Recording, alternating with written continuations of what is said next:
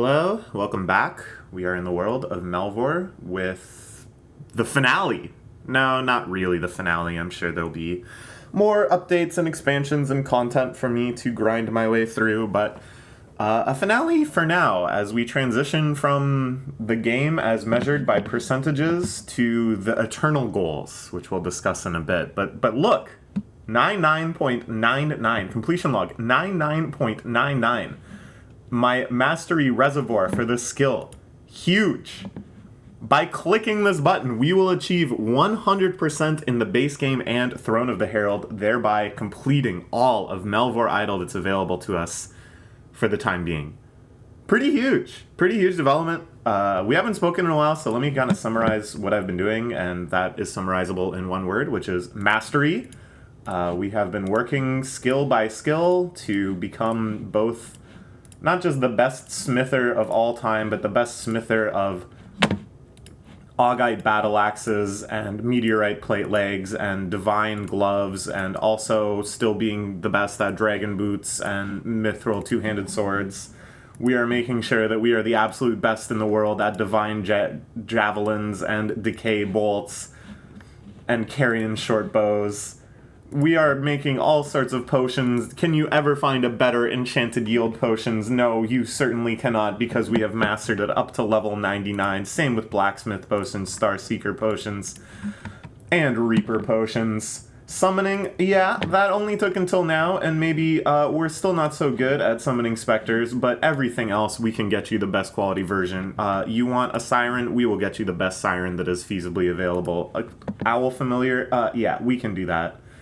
My ordering for doing my ordering for doing mastery was a little haphazard, and I wish I could say that that was because I had devised some very compelling route that uses resources from one skill to make things easy in another skill, or something like that, or, you know, compensating for skills that I could idle easily versus skills that I kind of had to be there for like context switching and buying stuff. But no, I kind of just did them at random and wasn't super efficient about it. Woodcutting I had done a long time ago. That was easy. Fishing didn't take long either. All the ones where you just gather resources are pretty trivial. You can idle them indefinitely. You don't have to spend anything. Fire making went pretty quick too, just because I had such a surplus of pretty much all these logs. Cooking as well. By the time I had finished the fish, I had built up the mastery pool enough to knock out all the other recipes without much bother, given that some of them have kind of obscure ingredient combinations, and there's like multi-tier ones too, where it's like, oh geez, did I make enough hearty soups to make enough spicy soups to make enough spicy shrimp soups or whatever. But we got through it without much pain. Really the star of the show is the pet giving you 150% cap for mastery pool. I can't even imagine doing this grind without it. It would have taken like maybe 3 times longer, if not more. I would have burned through so many resources unnecessarily. So I'm really glad that I finished combat before doing this, even though I didn't know that that was one of the upgrades I would get. This upgrade is a massive game changer. And it's just so satisfying to like overnight some skill, or like maybe a whole weekend I was gone, and to come back and get 150% plus via the mastery magnet. I had, you know, a bajillion tokens, and then I could just like run through the rest of the skill, you know, up leveling everything, gaining huge percentage points at a time. Mining again, trivial because you just pull it out the ground. I never depleted any of my gem veins entirely, although I got close with Oricha. So yeah, really good resource accumulation too, which made smithing pretty easy. The only thing that made smithing tough was that I realized at some point I had like never really gone into augite. Like I had kind of skipped augite in mining, and then I skipped it again in making bars and stuff, because I just never really desired this type of equipment outside of just making them for the item log. So I did have to spend a bit of time compensating for that by like overmaking on other gear. But we were able to pay down all of augite without really ever making any of it. Like, I do have some augite bars, but it's like pretty paltry. Thieving, again, trivial. Fletching wasn't bad either. Again, there was like some stuff that I just did not have the resources for. Like, I had just never made very many crossbow heads. if I had anticipated it, maybe I could have prioritized those in smithing, but whatever. I had so many logs to make bows that it was more than okay. Crafting was a little bit difficult. Pretty quickly, I ran out of stuff to actually make new items that I wasn't already maxed out in. Like, I ran out of bags. I really didn't want to go back to thieving and just steal more bags. I ran out of revenant logs, and even... Well, now I have a bunch more, but the carrion bark and the elderwood logs, I was actually kind of low on elderwood logs when I was doing this. So in the end, I ended up making 784,000 leather gloves to use the mastery pool to get through. Now, is that actually faster than going back and getting the stuff to make like some more jewelry, like getting some more of these gemstones, or, you know, waiting until I have some more trees, moving on to another skill, waiting until I grow some revenant trees or whatever? I don't know. It was the kind of method I kind of chose to see how viable this was for skills where I wasn't able to like directly make the things I ought to. And it didn't take very long at all. So I think even if it would be faster to, and, you know, in the end more beneficial too, because I'd get more valuable items than just friggin' leather gloves. This way was very guaranteed, very idleable, and was like definitely getting me on the path in one step. So that was kind of inspirational, and I ended up doing this kind of strategy for rune crafting as well, where pretty quickly I had maxed out the mastery for all the runes, and then making the gear, which is what I needed mastery on, requires rune stones, and rune stones are like very, very precious. Like, they're kind of a pain to get. I already burned through a ton of them just making gear for a township task. And I was like, what am I really wanting like a whole excess of these and burning through all my rune stones and using a bunch of these runes and stuff too? I was like, no, in the end, I just want more runes.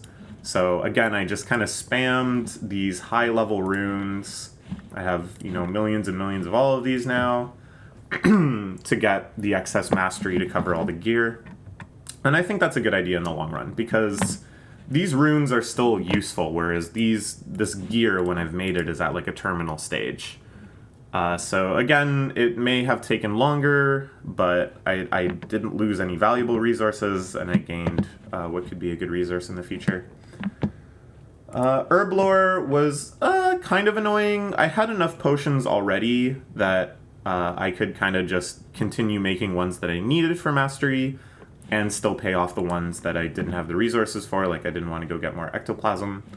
One spot where I ran into trouble was actually just running out of herbs, which I didn't really expect. I guess because too quickly, for a while I was trying to grow like a diversity of herbs. I would like rotate my crops every time I harvested. And then I got too lazy and I just really wanted to push this number as high as I could. 2 billion, by the way. So I just have been growing wormtail all the time. But what saved me was the township trader item of herb box 3. These are great. I got like 40k of each high level herb from doing this, from spending more than I had now. I think I ended up with like 1,000 or so of these. So that really expedited the herb lore grind. Like right when I started hitting limitations and I would have to, you know, overmake some trivial potion. Instead, I was able to kind of keep making new potions and make the grind really smooth. Agility I had done quite a while ago. I think this was like, I thought it might be an okay passive way to make money while also knocking out this grind, and I just wanted to be able to switch between courses without too much fuss and muss. So this one I had done for quite a while. Summoning, as you see, is the last one. This is one that probably you could argue I should have done a lot sooner. My logic for leaving it until near the end was that I thought I would naturally kind of accumulate the resources I need to make the summons. But I didn't really, because most of them were stuff that I already have like a whole ton of, or stuff that I'm not going to get more of because they're from combat, like these guys. Stuff I could just buy, or again, stuff that I don't have any of and I wasn't about to get any of anytime soon. So it's like a little backwards, because probably going out of my way to get the summons earlier, I could have used them more efficiently in the other grinds. But at the end of the day, I don't think it would have necessarily made those grinds faster. It just would have made them more like beneficial. I would have ended up with like more items and stuff. So, I I think the ordering was okay. It wasn't perfect, but it was okay. We got through it faster than I expected and arrived here at the finish line. And astrology I also had done from a long time ago. I think as soon as Throne of the Herald dropped, this was one of the first things I did, was now that astrology wasn't like a rolling thing, but instead just a strictly beneficial thing, the more tiers you could unlock, I just wanted to unlock all the tiers for everything right away. So I had done that. Look at that list. Oh my goodness. Get you a Melvor Idle character that can read the stars, and you'll be a star. Okay, I think that's enough reminiscing. Let's seal the deal and become 100% gamer.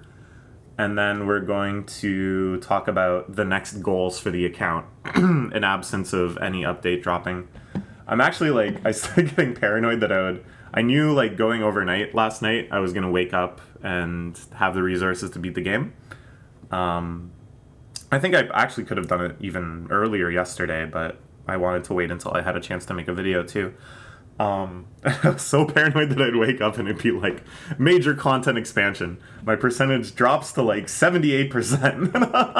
But no, we are able to beat the game. Let's do it one at a time. 2, 3, 4, 5.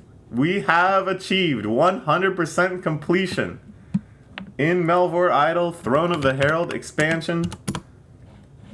The achievement took you 1 year, 231 days, 14 hours, 40 minutes, and 35 seconds. Crazy. Let's take a little screen cap.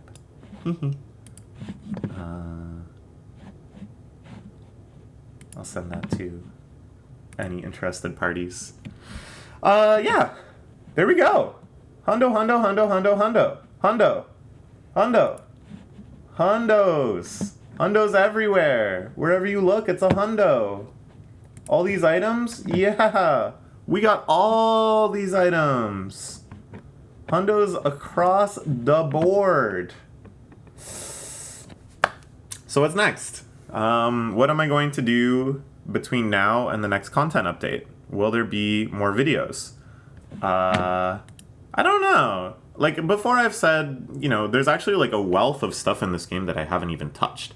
There's hardcore modes, challenge modes, like adventure modes, that all seem interesting. Goblin Raid we played like once, and I actually quite liked it. I thought it was pretty fun and interesting, but very time consuming. And I just don't have the time to play something so active right now. But it's like, when I say, oh, dude, we beat the game, hundo, there's so much more. There's so many things that don't count for the completion log that I could be checking out. So at once, I kind of feel like doing that, because like I love this game, and I love playing this game with like something to aim for, and things to unlock, and progress to be made. But at the same time, I know that more content is coming eventually. So am I really so eager to like rush into these things, or is it now time to kind of like rest on my laurels a little bit? First off, let's buy this. We're gonna have to liquidate a little bit of assets. Then we'll return to the discussion of what's next, but I just recalled that I can do this. Okay, so I think the best way for me to make this money is just by selling carrion logs. We have a fat stack of that. There's 2 Billy right there. We'll sell those. That is Billy, right? Hondo, Thou, Millie, Billy. Excellent. Then we can buy the greatest cape of all time ever. Slap that on me and never ever take it off. Well, I guess it'll get dropped as soon as there's an update, but whatever. Our whopping 10% damage reduction. Because I have this, of course, on my skilling setup, but whatever. Nice. Okay. So as I was saying, it's like tempting for me to like want to explore those other game modes, and it's like, a good opportunity insofar as I don't have like base game content to go after right now. But at the same time, it's also a bad opportunity insofar as that I'm like very busy. Just the summer is always really hectic for me. And I'm actually grateful that I've arrived at a place in the game where I can do some like really passive grinding. So what does that mean? Well, there's one area of the game that I would like to finish off that kind of bugs me that I haven't finished it off, which is the tasks. And I haven't been grinding casual tasks lately either, because right now I have a bunch of combat tasks and I didn't want to take myself off of skilling, but it would be fun to just have an insane number of casual tasks completed as well. Like, I think there's something borderline similar to, like, old school RuneScape's clue scrolls, and I always really admired people that have completed, like, a ton of clue scrolls and really just enjoy grinding through clue scrolls and stuff. So in a similar vein, I really love the idea of casual tasks. They're a little too active right now for the amount of time I can actually spend on this, but we do still have a couple really long grinds here. This one is going to take some combat, so I don't really want to go to that first, just because I'd have to respec so much stuff for combat. This, I need maple logs to craft big urns, I believe. Yeah. So we need a bunch of maple logs, because I ran out of those making urns. And then afterwards we enchant it with this, which is no problemo, because we have infinity soul runes. So this one's actually pretty doable, and I think this is where I'm going to start, because I also want to work on this one. This one has a great appeal to me. I kind of want to leave it for last because it's just so like perfect and beautiful and pure. But we can maybe take a chunk out of it while also getting... how many maple logs will I need? Oh, it only takes one maple log, so like 150,000 maple logs. I think this is where we're going to move to. Let's get it online. Let's get our wood cutting outfit on. Definitely want this. This I also want, excuse me, because getting ash drops is good. This one is great. This we can throw on because we don't need any more mastery, why not? These, not really relevant, but this is great.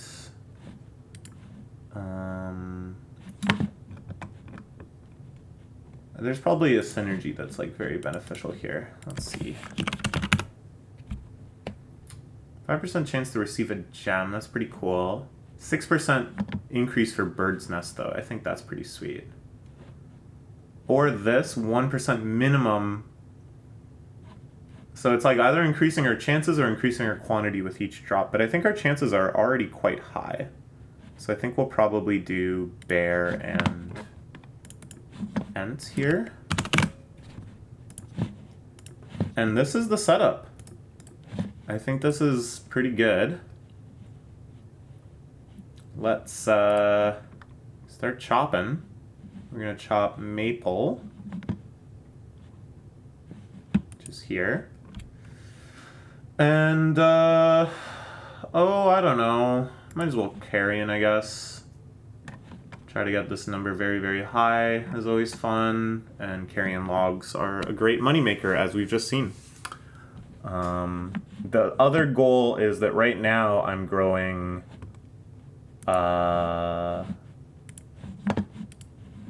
elderwood trees because I ran out of carrion seeds. So in this process I'll get a bunch of raven's nest too and get that going again. And I mean, that's it. I don't know if you'll see me again anytime soon. Like, my goal is just knocking out these tasks in some order. This one, I don't even remember how to get this item. So I gotta figure out how to get another one. But we'll do that at some point too. I think you have to equip like a topaz ring or something, and then you can start picking up ring fragments when you do certain actions or something. I don't know, maybe I'll have to look it up. This one's not so bad, I just gotta grind it out, but I know what to do. And then this is the eternal grind.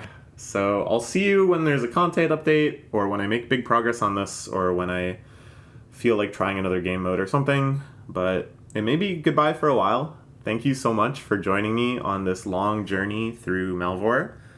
We've been playing this game since around when it launched, and we're still chugging through all the new content. this huge major expansion, which was so much fun and so exciting and rejuvenated pretty much every area of the game. I'm so excited to see what comes next. It's going to be you, me, and Terramander the whole way through, so I'll see you then. Bye-bye.